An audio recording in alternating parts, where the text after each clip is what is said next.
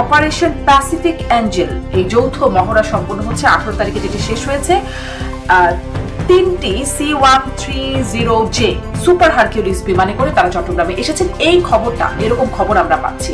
এই যেটি বলছিলাম যে অনেক গুজব, গুঞ্জন, আশঙ্কা, আলোচনা চলছে এটি নিয়ে।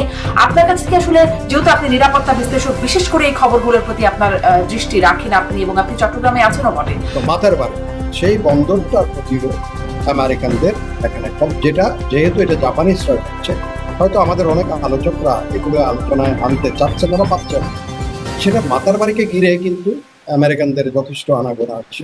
চীনের প্রভাব মোকাবেলায় যুক্তরাষ্ট্র যদি বাংলাদেশের সমুদ্র বন্দরকে আসলে কোন রকম ব্যবহার করে, সেটা কি আমাদের জন্য সুখকর?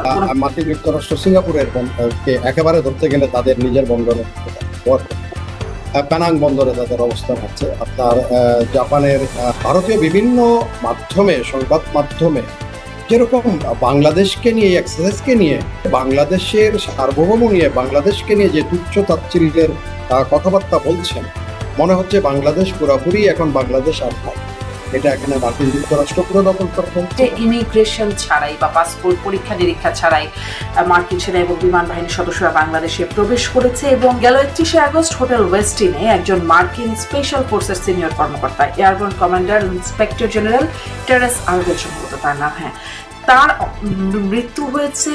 একটা জাতি হিসেবে আমাদেরও তো লাগবে, তখন আমার দেশ সম্বন্ধে অন্য কেউ, অ্যাজ এ সফরেন কান্ট্রি, হয়তো একটা দেশের যৌথ মহড়ার সুযোগ সুবিধা আছে, অনেক কিছু আছে। আমরা এখন যদি ভারত এবং রাশিয়ার সাথে যৌথ মহড়া করে, চীনের সাথে যৌথ মহড়া হবে না,